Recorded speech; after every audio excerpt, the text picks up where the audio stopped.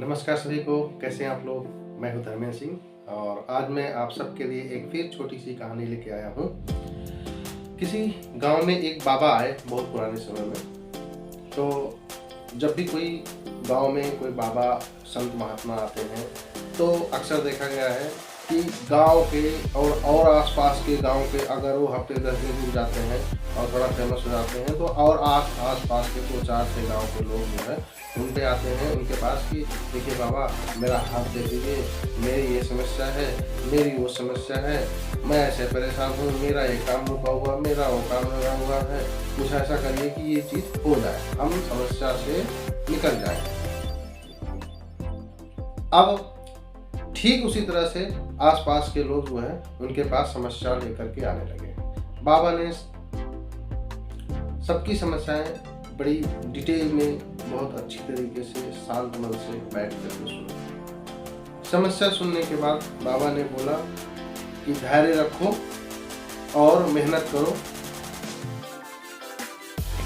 सब अच्छा होगा। सब चले गए। 1-1.5 महीने निकल गया ऐसे धीरे-धीरे। अब 1-1.5 महीने के बाद फिर वही लोग उन्हीं समस्याओं को लेकर के फिर से बाबा के पास गए। बाबा देखिए, बाबा नहीं, बाबा मेरी ये समस्या है। बाबा ने सोचा कि भाई अब तो कुछ करना ही पड़ेगा, ऐसे तो काम चलेगा नहीं। फिर बाबा ने उन्हें बोला कि आप जितने लोगों की समस्या है सब बरगद के पेड़ के नीचे, गांव में एक बरगद का पेड़ था, उसी के नीचे जो है बाबा ने बुलाया सबको अगली सुबह।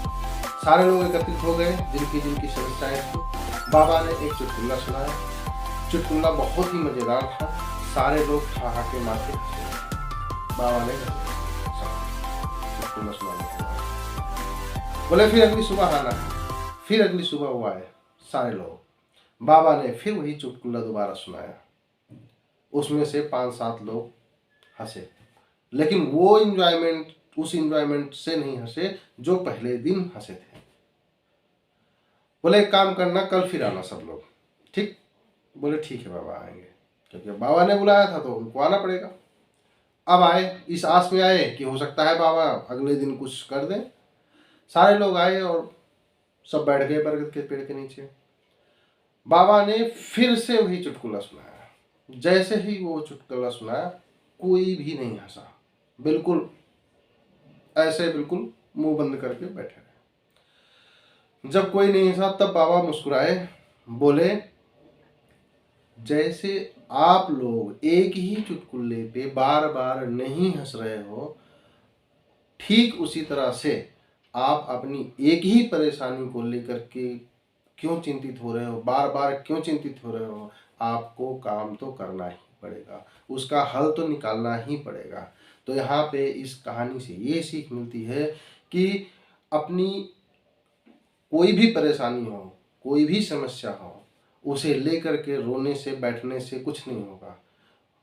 अगर कोई परेशानी आ गई लाइफ में, नहीं अब तो हम कर नहीं पाएंगे, ये कैसे होगा पता नहीं, हाँ नहीं, उसको करना ही पड़ेगा, उस काम को करना पड़ेगा। करने से ही परेशानी का हल होगा, तभी हमारी परेशानी दूर होगी। अदरवाइज अगर किसी एक समस्या का समाधान नहीं अगर निकलता है, उसी को आप लेकर बैठ के रोते रहोगे तो वो पूरी लाइफ रोते रहोगे और पता लगा फिर बहुत सारी चीज़ें जो है वो माइंड में निगेटिव, फिर 1 by 1 तो इस कहानी से हमें यही सीख मिलती है कि हमारी किसी भी समस्या को लेकर के हम बैठे न रहें, उसके लिए काम करें ताकि वो समस्या हमारी ख़त्म हो।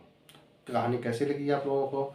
आप इस वीडियो को अगर अच्छी लगी है तो लाइक करिए, सब्सक्राइब करिए और शेयर करिए। Thank you. मिलते हैं नेक्स्ट वीडियो में।